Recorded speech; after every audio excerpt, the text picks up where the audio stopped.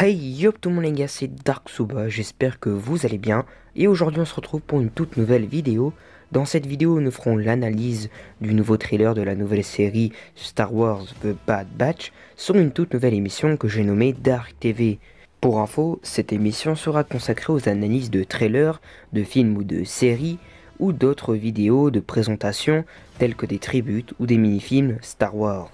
Comme vous le savez probablement, cette nouvelle série sort le 4 mai sur Disney+. Mais avant de vous faire l'analyse, remettons-nous dans le contexte. Comme vous le savez probablement, cette série nous racontera la transition entre la République Galactique et l'Empire Galactique. Il y a de ça quelques mois, lors du premier trailer de cette série, nous avons pu découvrir le personnage de Fennec Shand, qu'on pouvait voir dans la saison 2 de The Mandalorian, qui serait dans cette série. On a également pu apercevoir la planète Bracca, qu'on peut retrouver dans le jeu Jedi Fallen Order. Avant de commencer, je vous invite à lâcher un maximum de pouces bleus sur cette vidéo, c'est très important, ça me soutient énormément. Et n'oubliez pas, comme d'hab, de vous abonner en activant la cloche des notifications. Il nous reste plus que 25 abonnés avant les 500 abonnés, du coup je compte sur vous pour vous abonner et atteindre ce nouveau cap. Sur ce, je vous souhaite un bon visionnage. Au début du trailer, nous pouvons apercevoir les 5 clones de la Force 99 sur Kamino, et plus précisément dans les salles d'entraînement, où l'on pouvait déjà voir certaines escouades de clones s'entraîner dans la saison 3 de The Clone Wars. Nous pouvons également entendre le grand Moff Tarkin, aux côtés d'un Kamino 1, qui peut être exactement le même qu'Obi-Wan a rencontré lors de l'épisode 2, Lamasu.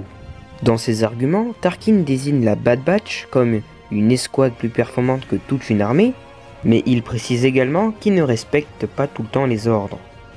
Le plan suivant nous montre deux V-Wing qui survolent Kamino. Le trailer va ensuite enchaîner sur des plans rapides. On peut voir Hunter survoler une ville qui semblerait être Zygerria, la planète des esclavagistes. On peut ensuite apercevoir l'escouade affronter des droïdes de combat dans un milieu enneigé, ce qui nous montre bien que nous verrons la fin de la guerre des clones au tout début de la série du point de vue de la Bad Batch. D'ailleurs, je me demandais un truc, n'hésitez pas à réagir en commentaire.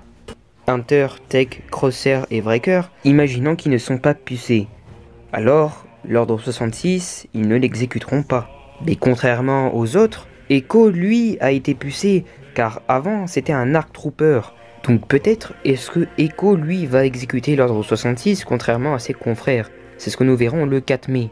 Lorsque l'escouade s'approche d'un groupe de clones, nous pouvons apercevoir Wrecker en train de porter quelque chose sur ses épaules. J'ai analysé la photo de plus près, et pour tout vous dire, je crois que c'est un droïde commandant. Je suis pas sûr, mais je crois. Nous avons ensuite eu la découverte d'un nouveau personnage. Elle se nomme Omega d'après de ce que j'ai vu sur internet. Et comme on peut le voir, elle est habillée de façon très noble, avec une couronne sur la tête ou une espèce de bijou, je sais pas ce que c'est. Et elle a l'air de particulièrement bien connaître la Force 99. De toute façon, on apprendra un peu plus davantage sur ce personnage dès que la série sortira.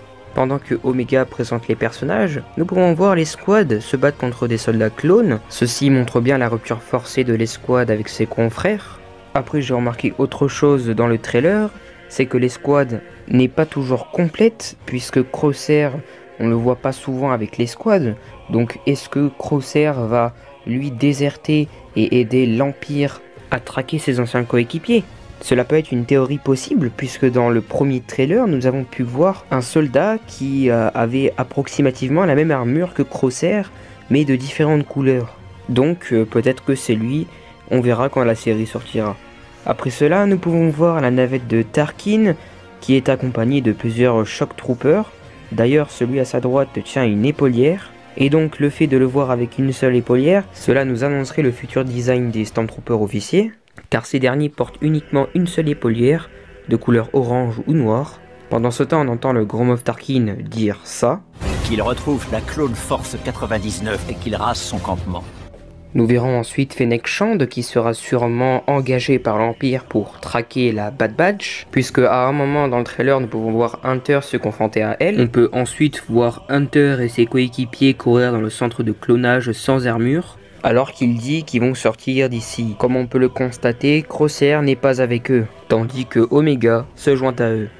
Ensuite, nous avons eu le droit à une grande surprise, tandis que nous sommes sur une planète décharge qui pourrait être Bracca. La Bad Batch a retrouvé les traces de l'ancien capitaine, ou puis-je dire commandant, Rex. Et comme on peut le constater, Omega est avec eux, donc cette scène, logiquement, se passerait après leur désertion. D'ailleurs, on peut penser que Rex n'a toujours pas croisé le chemin de Gregor et de Wolf, donc à voir si cette série nous informe plus là-dessus.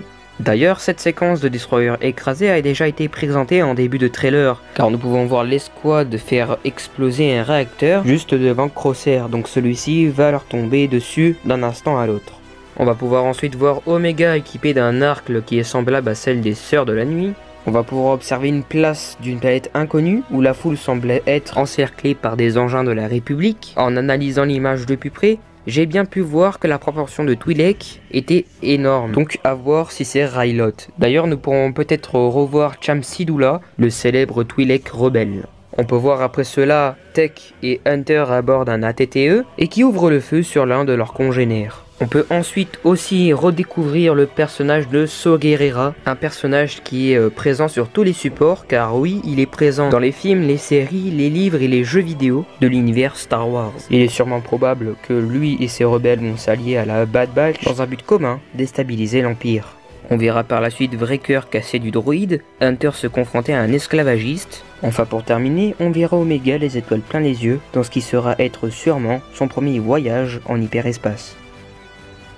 Voilà pour ce qui est de l'analyse, cette série sera disponible sur Disney+ dès le 4 mai avec un épisode exceptionnel de 70 minutes. Donc en enlevant le générique et tout, ça nous fait à peu près un épisode de 1 heure.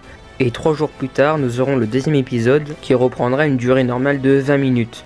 Et cela chaque vendredi. Bien évidemment, nous ne savons pas encore combien d'épisodes seront disponibles pour cette série, mais nous le saurons très bientôt. Moi personnellement, je reste hypé et j'ai hâte de savoir comment l'équipe va se séparer. Bref, n'hésitez pas à réagir en commentaire en disant vos avis sur cette série si vous êtes hype ou pas, et n'hésitez pas à me donner vos théories pour que je puisse les analyser de plus près. N'oubliez pas le petit like, ça me soutient énormément, et n'hésitez pas à vous abonner en activant la cloche des notifications pour les 500 abonnés, je compte sur vous. Et moi comme d'hab, je vous souhaite une très bonne journée, une très bonne soirée, et que la force soit avec vous. Ciao tout le monde.